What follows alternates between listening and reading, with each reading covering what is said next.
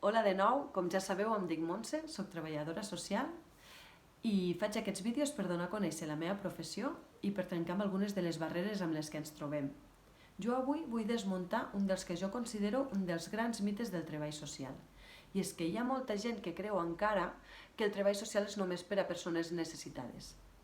Ets dels que pensa que el treball social no va amb tu? O creus que el treball social pot aportar-te alguna cosa? Intentaré explicar-vos, doncs, perquè considero jo que el treball social sí que va amb tothom, sí que és per a tothom, i no només perquè tothom hi pot accedir, sinó perquè tothom hi pot treure un profit.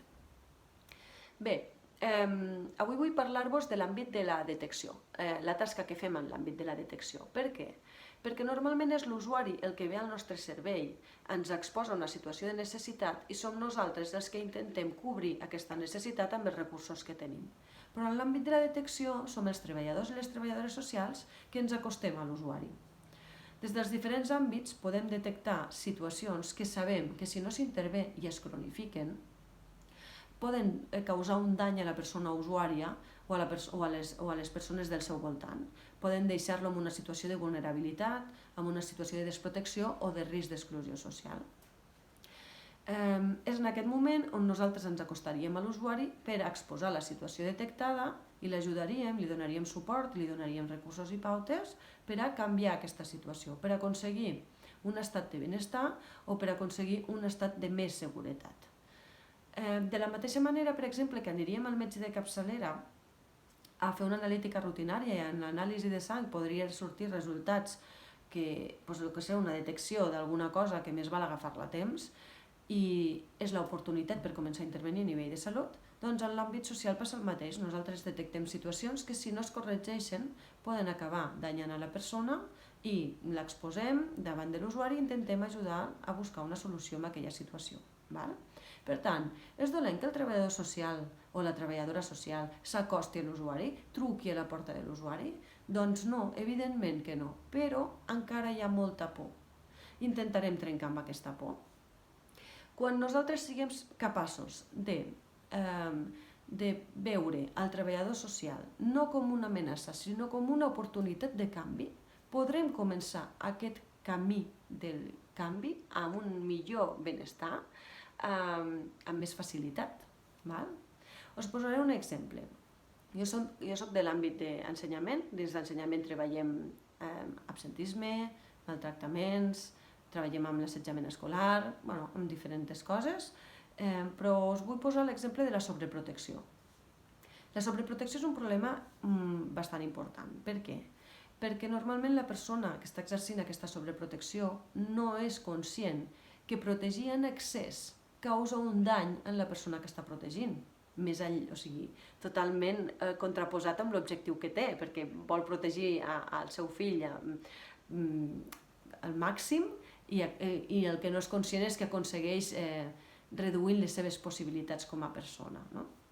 Nosaltres trobem xiquets que es mostren molt insegurs, molt poc autònoms amb ells mateixos i de cara al treball, amb dificultats per relacionar-se amb els companys, amb dificultats per gestionar els seus conflictes amb els companys, que esperen l'aprovació constant de l'adult, que tenen por a actuar per por a equivocar-se.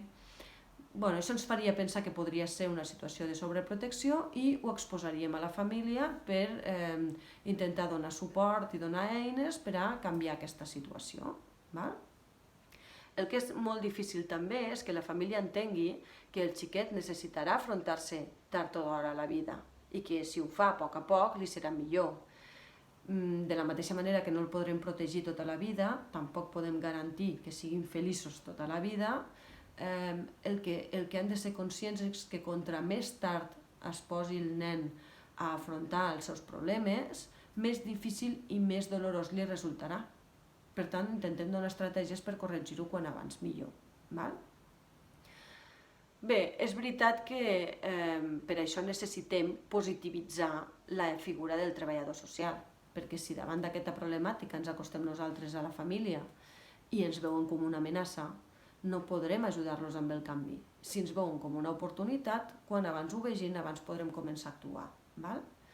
Per això una mica aquests vídeos, perquè si podem canviar aquesta imatge que tenim de la professió i la podem positivitzar, abans treballarem. Perdem molt de temps intentant restablir o intentant establir confiança amb les famílies per començar a treballar. Llavors intentem començar abans, val? És cert que a vegades ens trobem primeres reaccions, perquè moltes vegades les famílies no esperen el que els hi vas a dir o perquè el que els hi dius o no els agrada sentir-ho o no s'ho esperaven o no estaven preparats per sentir-ho. I trobem famílies que reaccionen amb molta por, què em passarà, què he fet, o famílies que reaccionen amb molta ràbia, no? I esta tia què m'ha de venir a dir a mi? Sí, això, mos ho trobem, però sabem que són primeres reaccions, que després vindrà un procés de calma, un procés de reflexió en el que han de veure que és un benefici pel propi usuari, que estarem al seu costat donant-li suport el temps que faci falta per aconseguir un millor benestar per ells. Val? Per això em costa veure quan la gent em diu que el treball social no va amb ell, perquè tots hi tenim una petita part de responsabilitat dins un grup. Per a que un grup funcioni, tots els membres han de posar de la seva part. I com això, dintre de la família, dintre de la comunitat o dintre de la societat, tots tenim la nostra parcel·leta de responsabilitat. Tot això per dir-vos que jo penso que el treball social sí que va amb tu, sí que va amb tots nosaltres, perquè el treball social és per a tothom.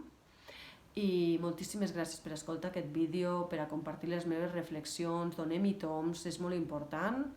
I com sempre espero que sigueu feliços.